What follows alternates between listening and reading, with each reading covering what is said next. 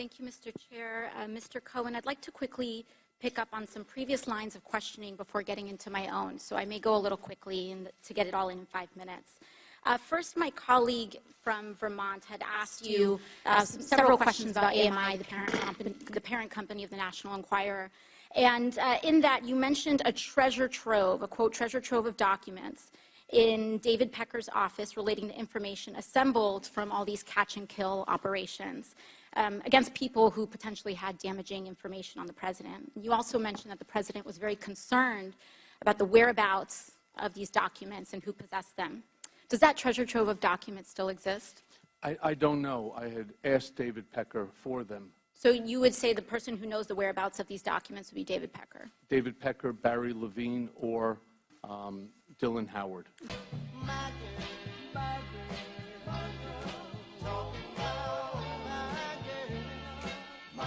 Secondly, I want to ask a little bit about your conversation with my colleague from Missouri about asset inflation. To your knowledge, did the president ever provide inflated assets to an insurance company? Yes. Who else knows that the president did this? Alan Weisselberg, Ron Lieberman, and Matthew Calamari.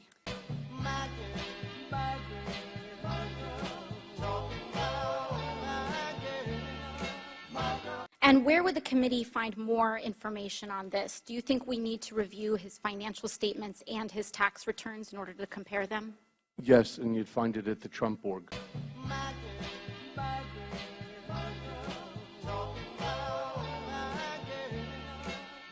Taxpayers spent $127 million to build Trump links in a, quote, generous deal allowing President Trump to keep almost every dollar that flows in on a golf course built with public funds.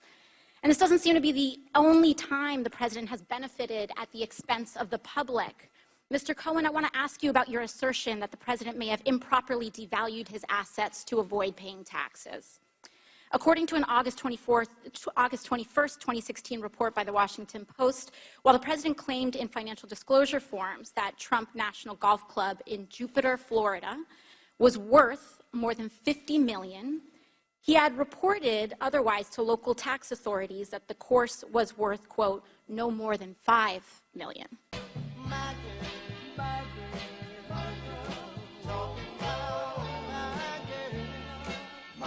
Mr. Cohen, do you know whether this specific report is accurate? It's identical to what he did at Trump National Golf Club at Briarcliff Manor.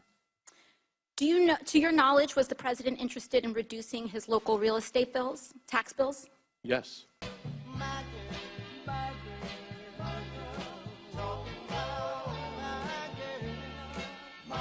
And how did he do that? What you do is you deflate the value of the asset, and then you put in a request to the tax department for a deduction. Thank you.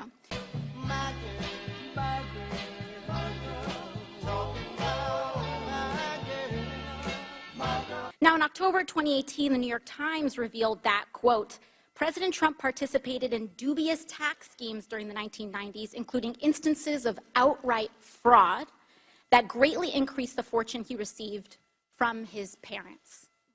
It further stated from Mr. Trump, quote, he also helped formulate a strategy to undervalue his parents' real estate holdings by hundreds of millions of dollars on tax returns, sharply reducing his tax bill when those properties were transferred to him and his siblings. Mr. Cohen, do you know whether that specific report is accurate? I don't. I wasn't there in 1990s. Who would know the answer to those questions? Alan Weisselberg.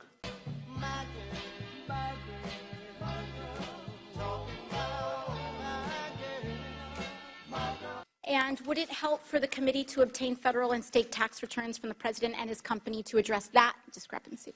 I believe so.